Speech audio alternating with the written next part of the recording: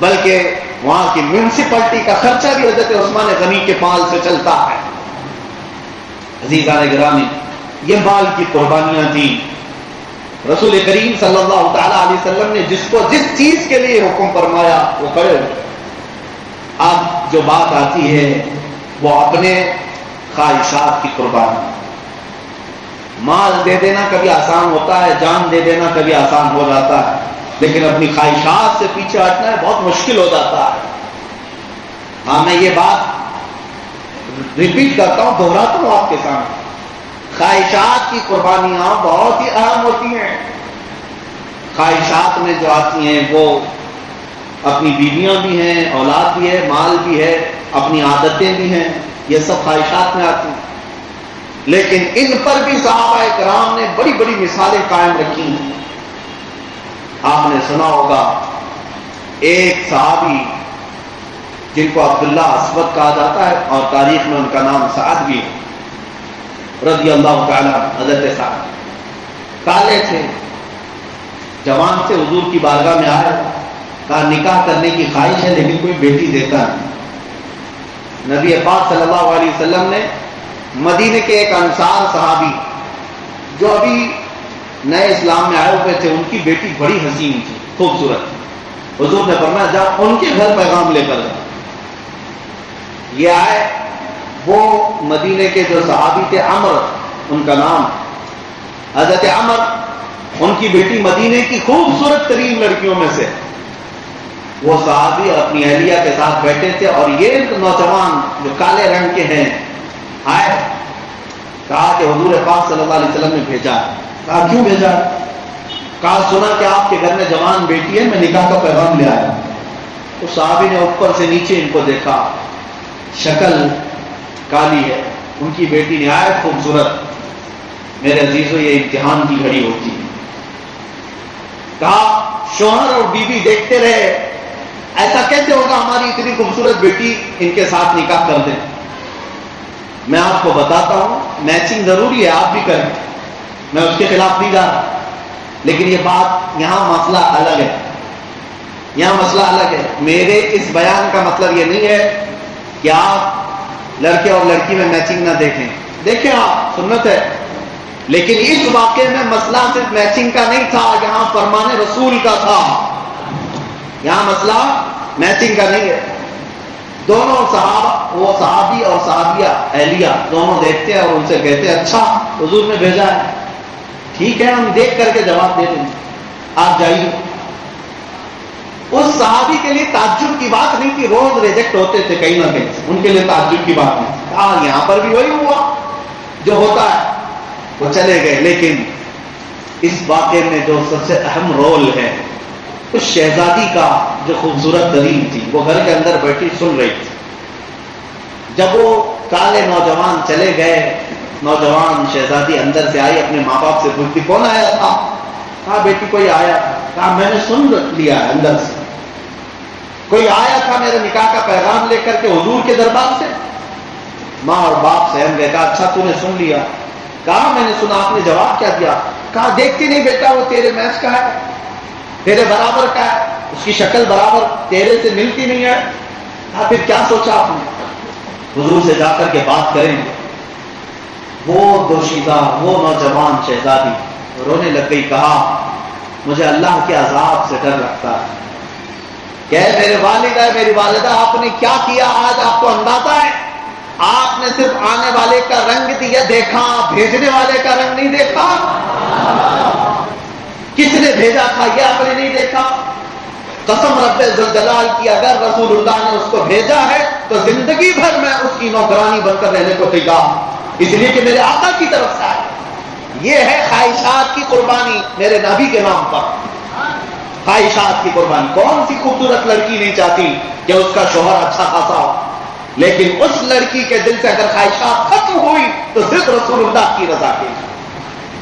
اب ماں اور باپ دونوں نے اپنی بیٹی کی بات سنی تو دوڑتے ہوئے مسجد نبوی کی طرف گئے، جبکہ رسول کریم صلی اللہ تعالیٰ علیہ وسلم کے پاس وہ صحابی پہلے سے جا کر سنا رہے تھے کہ میں گیا تھا، میں نے بات رکھی لیکن انہوں نے ٹال مٹول کیا۔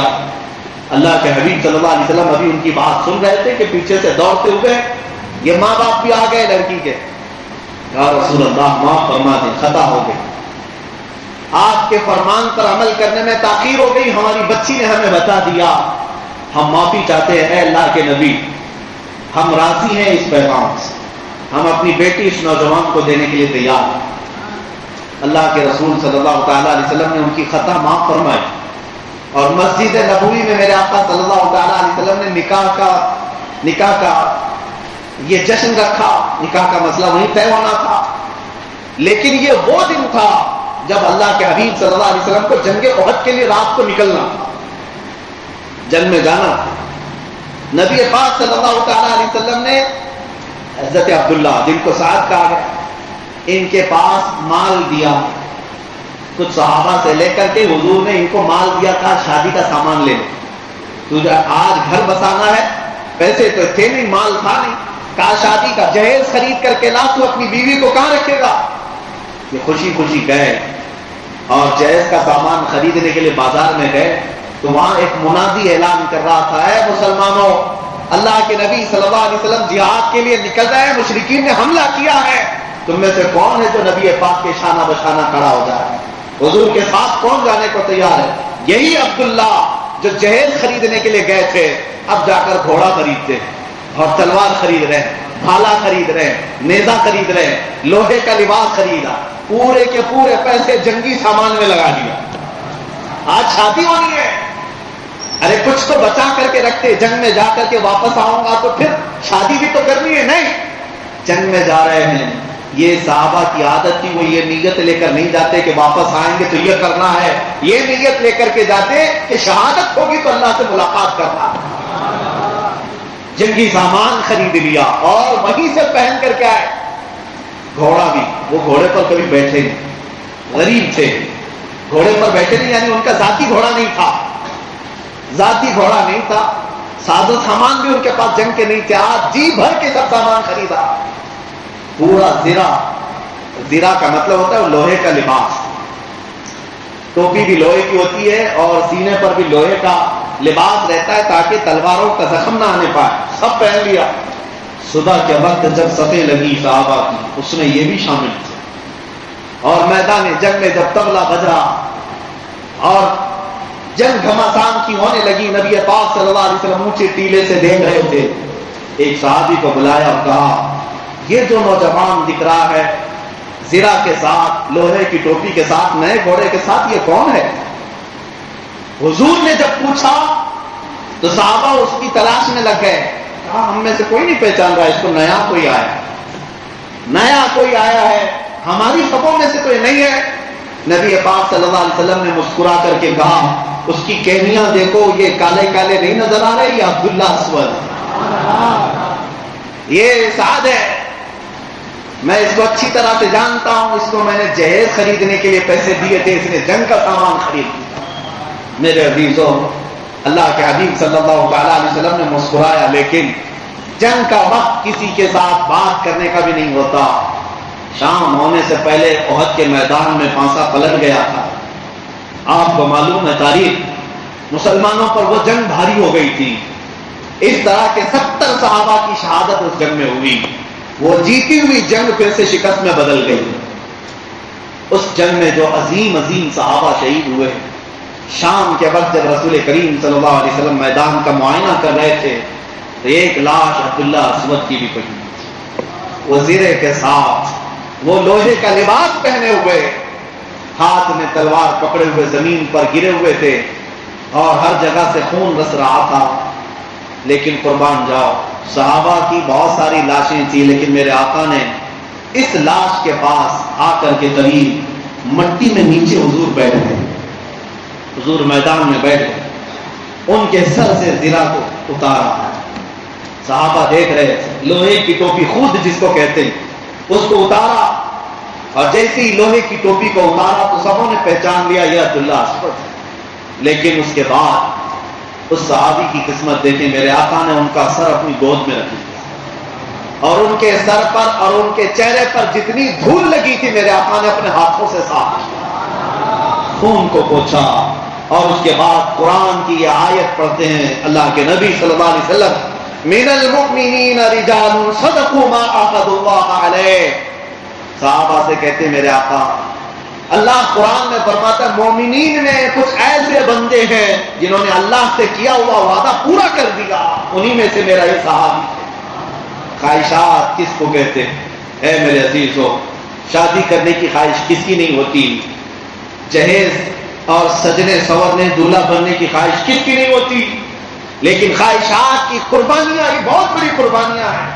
اور اس کے بعد وہ زرا، وہ خود، وہ تلوار، وہ گھوڑا، جنگ کے بعد جب مدینے لایا گیا، رسول پاک صلی اللہ علیہ وسلم نے سب کو جمع کیا اور اس انصاری صحابی کی جو بیٹی تھی ان کو دیا اور کہا میں نے رات میں ان کا نکاح پڑھایا تھا، یہ اس کی وارث ہوئی. ایک رات بھی نہیں گزارے، شوہر بیوی تو ہو چکے تھے، نکاح ہوا. یہ ان کی قربانیاں تھیں. انہوں نے ہر چیز پر اللہ کی رضا کو، رسول کی محبت کو مقدم رکھا. فرسٹ پرائیوریٹی حضور کی ذات، اس کے بعد پھر ہماری خواہشات. اسی لیے اقبال نے کہا ہے آبروئے ماں زنام مصطفیٰ، آبروئے ماں زنام مصطفیٰ، ہم سب کی عزت و آبرو مصطفیٰ کے نام سے ہے. اور اسی کے بعد میں اپنی طرف سے یہ بات اکثر عرض کرتا ہوں، ہرچے دری دنیا باد مصطفیٰ، اور اس دنیا میں جو کچھ بھی ہے وہ میرے مصطفیٰ کے بعد، حضور کے بعد. جس دن آپ کو یہ بات سمجھ میں آ جائے گی تو آپ کو اندازہ بھی ہوگا کہ قربانی کہتے کسے. میرے عزیزوں، اب میں آتا ہوں ان عظیم قربانیوں کی بات. دیکھیں، مالی قربانیاں بھی ہیں، جانی قربانیاں بھی ہیں، اولاد کی قربانیاں بھی ہیں، خواہشات کی قربانیاں بھی ہیں، ایک لمبی فہرست ہے. لیکن کچھ وہ لوگ ہیں جنہوں نے منصب کی قربانیاں بھی دی ہیں، جاہ و جلال کو بھی ٹھکرایا ہے.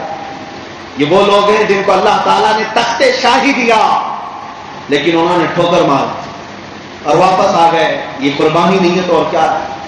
بلخ کے بادشاہ ابراہیم بن ادھم کو کون نہیں جانتا؟ سلسلہ چشتیہ کے اس عالی وقار بزرگ کا نام ہے جن کے نام کی برکت سے اللہ دعائیں قبول فرمائے. ابراہیم بن ادھم، یہ عام صرف فقیر اور درویش کا نام نہیں لے رہا، بلخ کے بادشاہ کا تخت بھی سجا رہتا، شاہانہ کر و فر بھی ہے، فوجی دستے بھی ہیں، کنیزائیں بھی ہیں، محل میں سب کچھ تھا عیش کے لیے. لیکن ایک بار ایسا دل میں خیال آیا کہ جو قلبی سکون مجھے چاہیے وہ یہ بستر پر نہیں مل رہا. کئی واقعات پیش آئے ان کے ساتھ اور وہ اپنا شاہی دربار چھوڑ کر کے جب نکلے تھے، ایک گدڑی آپ کے جسم پر تھی اور اس پہ ٹاکے مارتے رہتے، سوئی اور دھاگا لے کر بہت دور ایک ندی کے کنارے اپنا بسیرا کر لیا. وزیر اور بہت سارے سپاہی پریشان تھے کیونکہ آپ کی طرح حکومت چلانا سب کے بس کا کام نہیں تھا. ایک آپ کا فرمانبردار وزیر ڈھونڈتا ڈھونڈتا آپ تک پہنچ بھی گیا. دیکھا اس بادشاہ کی آج حالت یہ ہے کہ گدڑی پہنا ہے، ہاتھ میں سوئی دھاگا ہے اور تاک رہا ہے.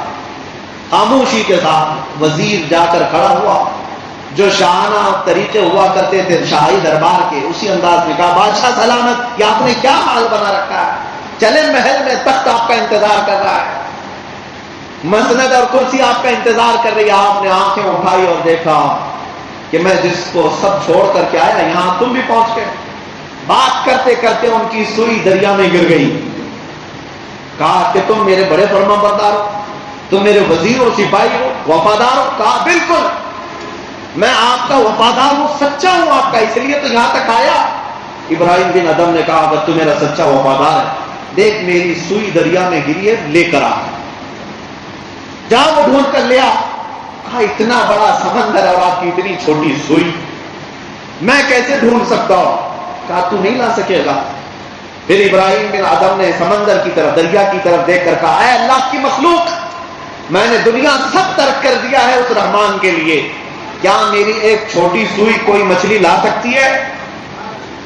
تاریخ میں موجود ہے ہزاروں مچھلیاں اپنے منہ میں سونے اور چاندی کی سوئیاں لے کر باہر آئیں. ابراہیم بن ادھم نے سب کی طرف دیکھا اور کہا نہیں، میری وہی والی سوئی چاہیے جو میں اپنے گاؤں سے لے کر چلا تھا. مجھے یہ سونے اور چاندی کی سوئیوں کی کوئی ضرورت نہیں. ایک مچھلی کے منہ میں وہ ان کی پرانی والی سوئی تھی, وہ آپ نے اس کو نکال دی. میں آپ کو بتاتا ہوں, پھر ابراہیم بن ادم نے اس وزیر کی طرف دیکھ کر کے کہا, دیکھ وہ تخت اچھا تھا کہ یہ تخت اچھا ہے. ہم نے اللہ کے لیے کسی چیز کو چھوڑا ہے تو رب تعالیٰ نے ساری مخلوق کو ہمارا تابع بنایا. قربانی دینے کے بعد یہ مت سمجھو کہ سب لٹ جائے گا, پلس ہو کر کے ملنا اللہ کی بارگاہ. اسی لیے کہا گیا ہے میرے عزیزو, قتل حسین اصل میں مرگ یزید ہے. اسلام زندہ ہوتا ہے ہر کربلا کے بعد. اس خون حسین کو رائے گاہ نہیں جانا ہے. کربلا کے میدان میں اگر قتل ہو گیا ہے تو قربانی بہت عظیم ہے, لیکن کیا سمجھتے ہو کہ وہاں پر قربانی کے بعد سب ختم ہو گیا؟ نہیں. تاریخ آج بھی ان کفار و مشرکین اور دشمنوں کو ہر محرم پر سناٹے داغ تھپڑ مارتی ہے. دیکھو یزیدی, دیکھو تخت یزید پر بیٹھے ہوئے ظالم, آج دیکھ 1400 سال کے بعد بھی خون حسین آج کس طرح چمک رہا ہے. ہر علاقے سے حسین حسین کی آواز آج پھر بھی آتی ہے, لیکن ڈھونڈ کر کے دکھا کہ یزید کا بچہ یا یزید کا نام کسی گلی کوچے میں نظر آتا. اور پھر میں تو پریکٹیکل بتاؤں آپ کو, پریکٹیکل تاج اور تخت سب کچھ جس کے پاس تھا, دمشق کی سرزمین تخت تھی, اس یزید کا شاہانہ کروں پر تھا. صرف ایک حسین سے لڑنے کے لیے جس نے 22,000 کا لشکر بھیجا, سب کچھ تو وہاں تھا. لیکن آج جاؤ, آپ کو اگر میسر ہو تو ملک شام دمشق بھی چلے جانا, اور اللہ نے توفیق دی تو عراق کے کربلا میں بھی چلے جانا. دمشق جا کر کے, دمشق جا کر کے اچھے اچھوں سے پوچھ لینا. تاریخ میں ہم نے سنا ہے کہ امیر معاویہ کا بیٹا یزید نام کا ایک ظالم تھا, اور اس نے تخت بچھایا تھا. کہاں ہے اس کی قبر؟ شاید کچھ پرانے تاریخ جاننے والے لوگ آپ کو لے کر کے جائیں گے ایسی جگہ پر جہاں پورے دمشق کا کچرا پھینکا جاتا ہے, جہاں مرے ہوئے جانور ڈالے جاتے ہیں, جہاں پر آپ ناک بند کر کے کھڑے نہ ہو سکیں. اور پھر آؤ عراق کی سرزمین پر, اور پھر کسی بھی ایک مسلمان